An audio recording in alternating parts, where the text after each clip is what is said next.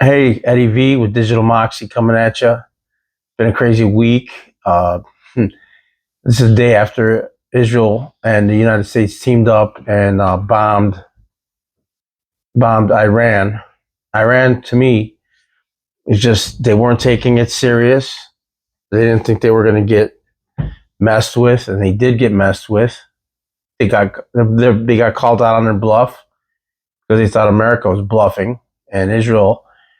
They had a full-out attack on Israel to try to mess up that Sky Dome or that missile protection system that they had in place. They were trying to wear that down, and this is the first time that Iran openly ever attacked Palestine.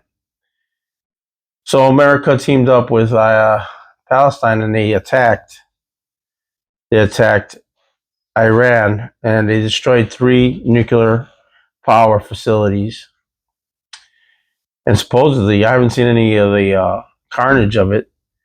Supposedly, they really did a number on them, basically eliminating their program altogether. So the thing is this: I'm not a warmonger, and here we are in the Middle East, and we do something like that, the whole Middle East becomes destabilized. You've seen a lot of framework being laid down by the United States. Him going over to Saudi Arabia, talking with them about things. Him talking to the Jews about what's going on, and him fielding questions with Iran. Telling them that they can't continue to do what they're doing, or there would be repercussions, and the repercussions hit. Now, the only problem with those repercussions is there's going to be more repercussions on that part, because Iran got smacked in the mouth. So I want to see how much wherewithal Iran has in order to strike back or make an attack, make good on their word. Because they almost have to. I mean, really. I mean, not that I condone war, but the thing is that country got taught a valuable lesson. Not that they learned it, because I feel like they're stupid enough and dumb enough to try to challenge America or try to go after Israel.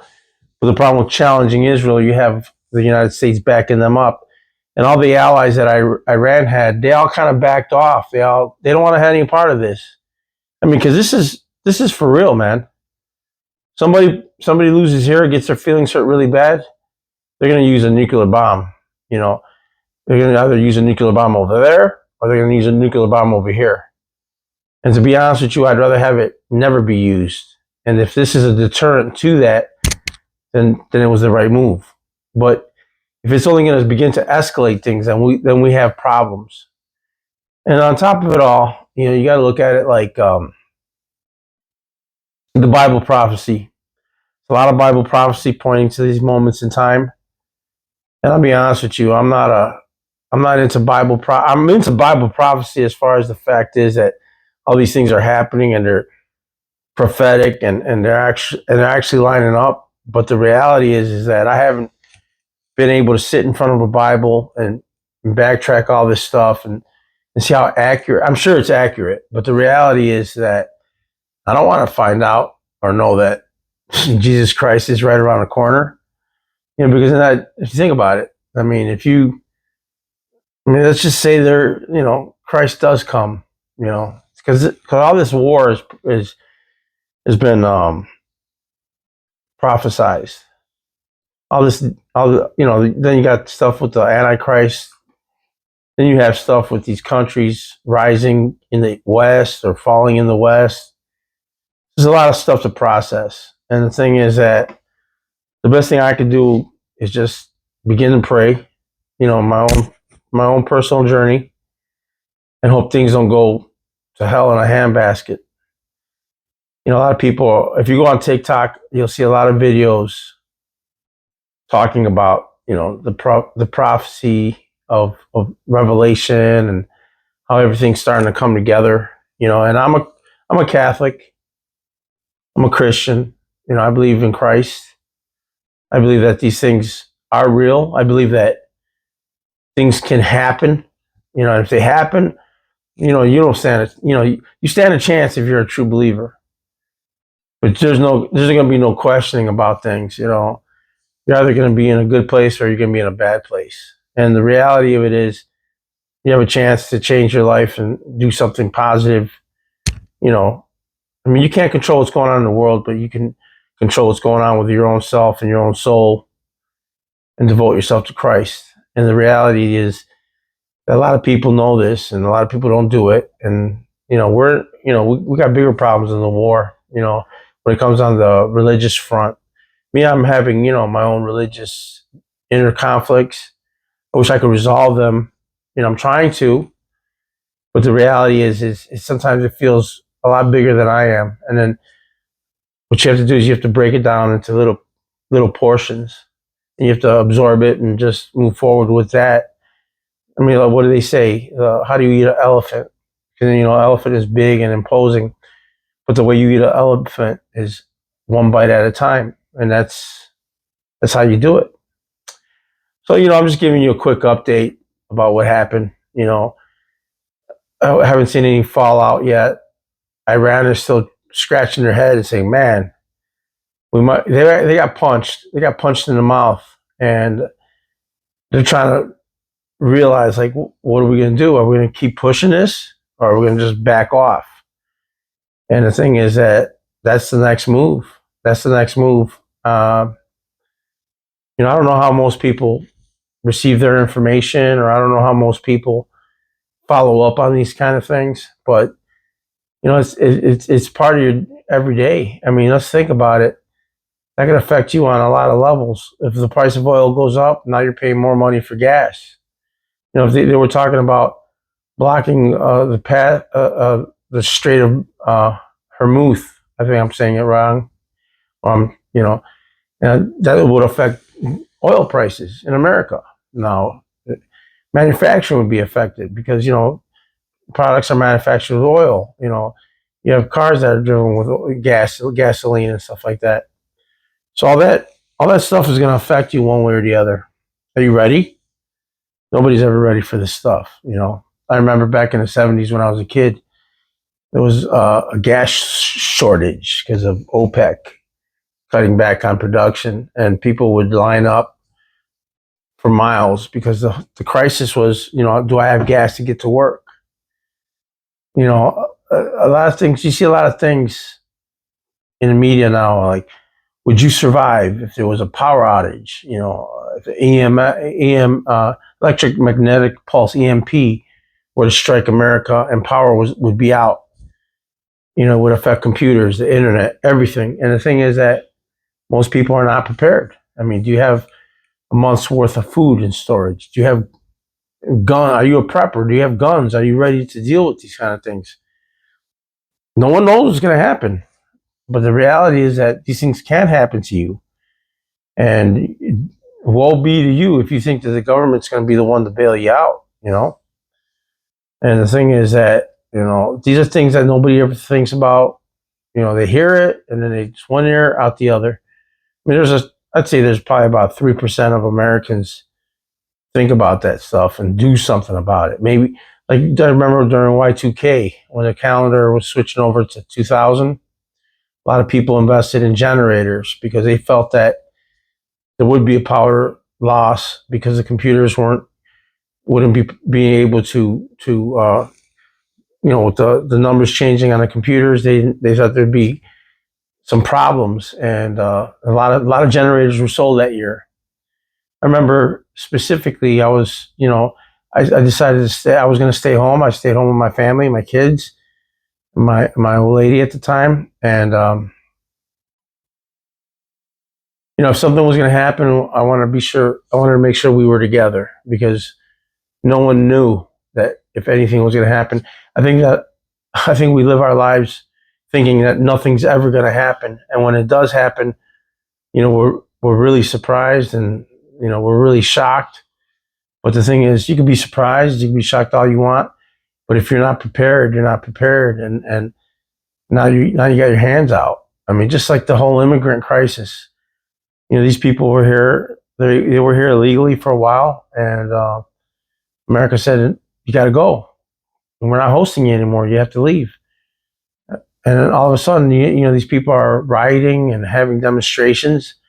I mean, what did you think was going to happen if they did that? You don't really have any recourse in this country in order to do these things. Now you're forcing your hand and saying, "Hey, we want rights. We want to be treated right. We want due process." That's all out the window. I mean, even people with regular visas are being restricted from traveling because America's clamping down. They're clamping down, and it's just happening everywhere. And the thing, all I can say, basically, in this message, in this video, is you got to be ready. You got to. I mean, you really got to look at things. Are you ready for the future? Are you ready for what's going on? I mean, let's talk about something that's happening like AI. Are you ready if AI takes your job and you don't have a job? Do you have money saved? Do you have another way of making income?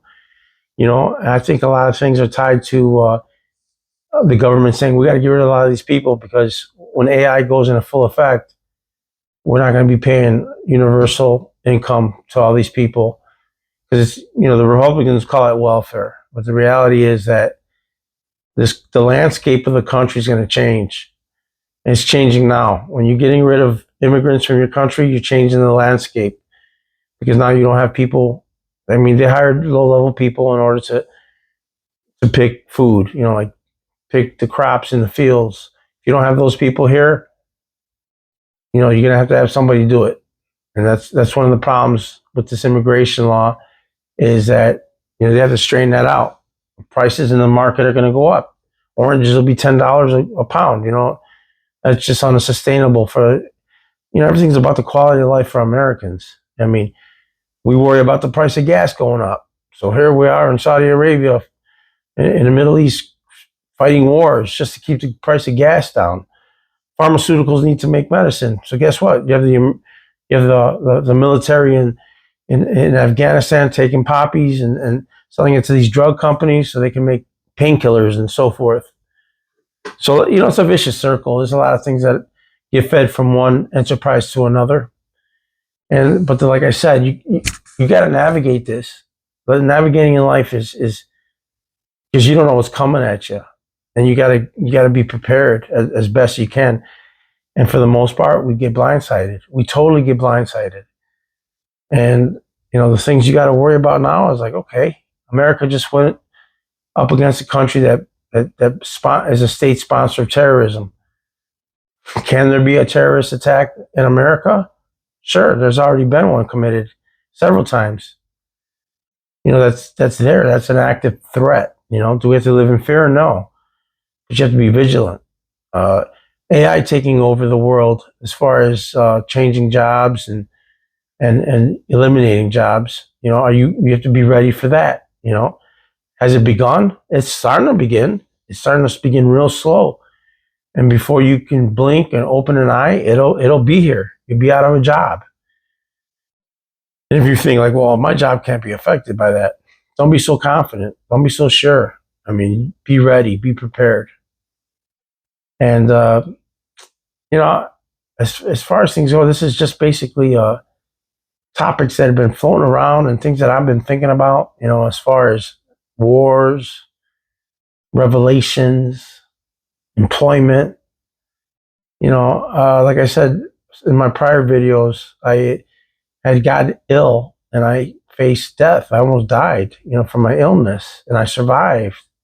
And it gives you a perspective on life, makes you think about things a little differently.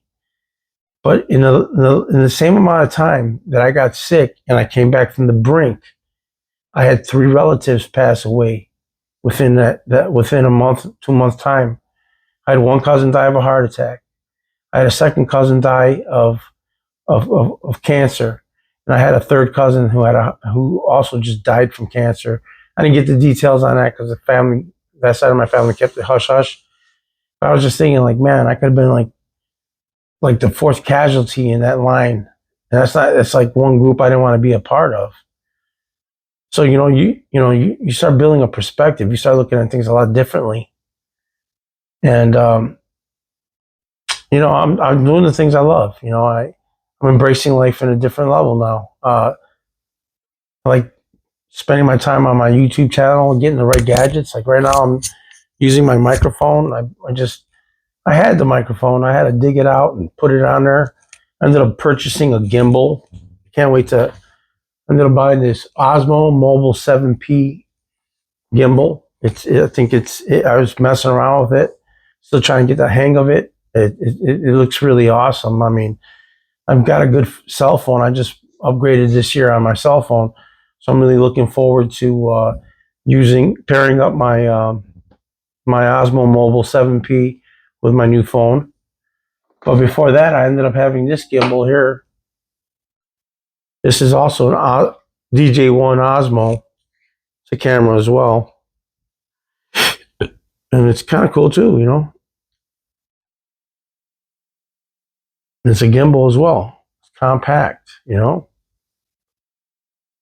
So I really want to up my gadget game. You know, I want to create more content, and that's what I'm doing.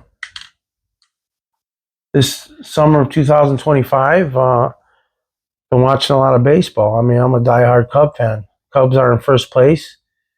Things have not fallen apart yet. Hopefully, they don't. They haven't been winning as much as they normally have. The pitching has kind of been giving up a lot of home runs. It's been slowing down a little bit. They have Shohei Ohtani coming back. You know, he's our little stud pitcher from Japan. He did really good. Hopefully, he can replicate some of the outstanding performances he had last year. And the Cubs do need to go and get themselves a frontline starting pitcher. And the problem with that is you have to give something up to get something. So I shudder to think what the Cubs might give. You know, we this year, 2025, we have the emergence of Peter Crow Armstrong. He's not just a star; he's a superstar. This kid's incredible. If you ever get a chance to watch Cubs baseball, keep your eye out on Peter Crow Armstrong. Kid's incredible. He's must-watch TV. It's fun to see a star, up and coming star, and experience that rise with them. We have also a player called Kyle Tucker. He's a different story. He's going to hit the free market. He's an incredible player, but I'm watching to see if the Cubs are going to spend the money necessary to go get a frontline hitter like Kyle Tucker. The reality is the Cubs have that kind of money. Are they going to be tightwads? Are they going to choose not to do so? Only time will tell. But I'm thinking if the Cubs get to the playoffs, get to the World Series, and they win, you got to believe they can win. If you don't might be a fan, right? They're in first place. They're playing good ball. They got the money to go out there and get the right players. So we're going to see what happens. Now, I'll be really, really pissed off if the Cubs don't sign Kyle Tucker, because the Cubs got money, and when we're Chicago, we should be able to stand toe to toe with cities like L.A., San Francisco, New York Mets, and the Yankees. They both spend money. I mean, we should be in that top tier as far as spending money and investing in our players. So basically, I just wanted to do this quick little video. It's my little podcast. I'm trying to stay more on top of my podcast and just update everybody what's going on with current affairs and my current gadgets. So I'm gonna sign out. Everybody have a good one. Oh, and yeah, the weather's starting to change. It's starting to be like in the 90s. So stay hydrated. That's the best advice I can give you.